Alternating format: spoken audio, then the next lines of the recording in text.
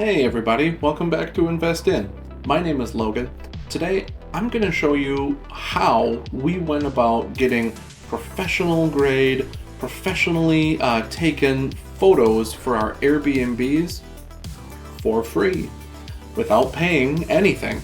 So if that interests you, I will show you how we went about it, what the communication process was like, and ultimately how we were able to get, as I said, high quality edited photos, much better than I can take, for our short-term rentals without having to pay a penny for them. So let's dive in.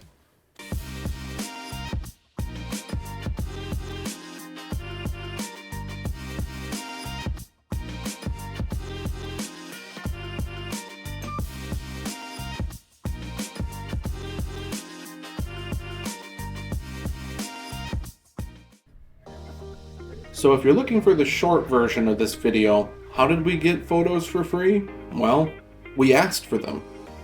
If you're looking for a little bit more information than that, I'm going to tell you about what we did. So the idea that I had was there are certainly photographers out there, professional, either real estate photographers, short-term rental photographers, aspiring photographers who are looking to grow their portfolios. And my initial pitch was to find a photographer who would be willing to come into our short-term rental and photograph it, give us rights, give us the source images and rights to use the source images, but then they could also use those images. They could add them to their portfolio. They could add them to, their website, show them off to future clients, look at the type of work that I can do. From a photographer standpoint, they really need to impress their future clients and earn their business. They need to communicate what they can do and show a portfolio of success. So for me, providing an opportunity with a photo-ready listing, I was able to reach out to photographers and say, hey, I have a space, I need photos. As a matter of fact, I can show you some of the amateur quality photos that I took on my smartphone, to seed some of your inspiration there. But ultimately, we would love just to have you come in and take some photos, and you can then use those photos, as can we, going forward. And ultimately, it was successful. We were able to get lots of leads from photographers who were very interested in that prospect. And maybe not everybody wanted to do it entirely for free. I will be fully transparent. There were some that said, you know what, to do this, I'm going to have to give up some other work, or I'm going to have to, change my schedule around, get out to your property, which, yes, is part of the natural course of taking photos. But, some people had said, I'll do it, maybe for a discounted rate, or I'll do it for, in exchange for, 30% off the next session or something. And we weren't really interested in that. I really wanted to see if we could do it without spending any money. I understand that photos are valuable, by the way. Photography is a skill. It's a very, very hard skill I don't have. But what I was prepared to offer, if somebody wanted a little bit more just to seal the deal, was, why don't you come to the space, take the photos, and then use the space, stay in the home. Plus then we were able to negotiate with the photographers that we ended up working with. Not only did they come out and take the dining room table shot that we wanted, and the staged mise en place kitchen photo that we wanted to show what cooking here is like. We were able to get those photos, but then we were also able to talk to them to get some candid photos, some, slice of life photos, the photographer's, family in the canoe that we offer, the photographer's son playing on our retro Pac-Man arcade machine that we offer. Those types of professionally taken, professionally edited photos, number one, is something that I cannot do, but number two, I don't have the models to do it. I don't have the, the willing family to come and pose for all these different shots. And number three, I just simply don't have the time to do it and edit it. Even if I did have the skill, I don't have the time. And as you can see from these YouTube videos, I don't necessarily have the skill.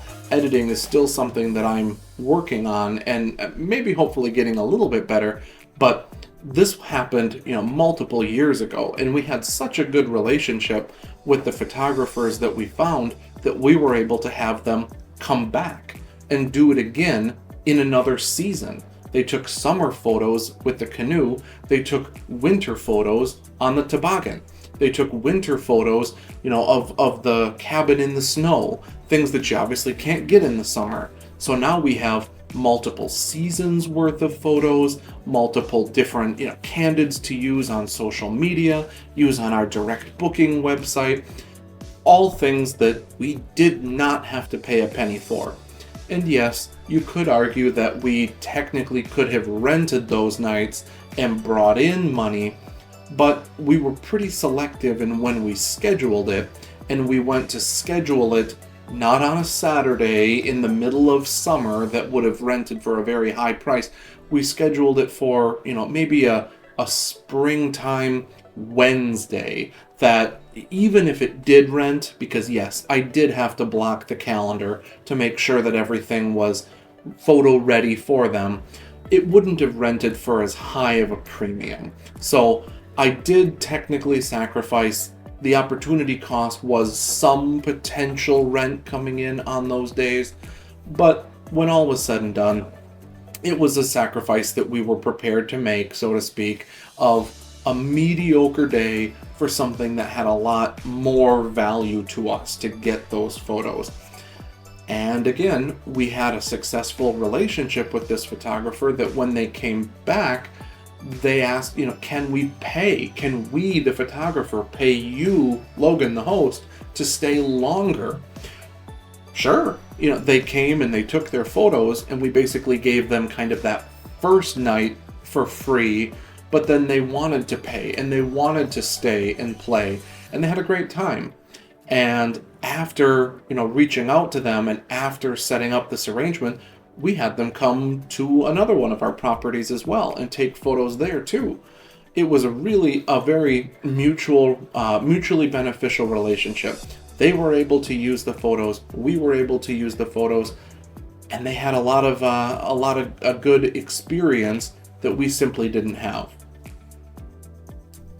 Now, one other thing that you might be questioning is, how did we find these people? I talked about sort of what we pitch to them and what the value is for both parties, but honestly, the short answer to this question is Facebook. I'm not extremely active on Facebook, but there are plenty of groups. So for us, just try searching state name or county name or city name plus photographers. There are so many groups on Facebook of, photographers just looking to share photos, share tips and tricks, network. For me, basically posting some of the photos that we already had, which again, were amateur level and were something that I took sort of quickly to get the ball rolling. They were able to see what it was that we were looking for, what types of photos we wanted taken. And again, for every post that I made asking in different groups, we had probably 10 to 20 at least, interested parties. And as I mentioned, not all of those were willing to do it for free or had a portfolio that we even thought would be a good candidate for us. So it's sort of a selection process both ways. We did turn down some photographers who only had, for instance, newborn, photos to show, or high school senior portraits. That's just probably not the type of photographer we were looking for anyway. So when all was said and done, both sides certainly benefited from this arrangement. We've got high quality people on standby that we can hopefully use in the future, and this certainly worked out for us.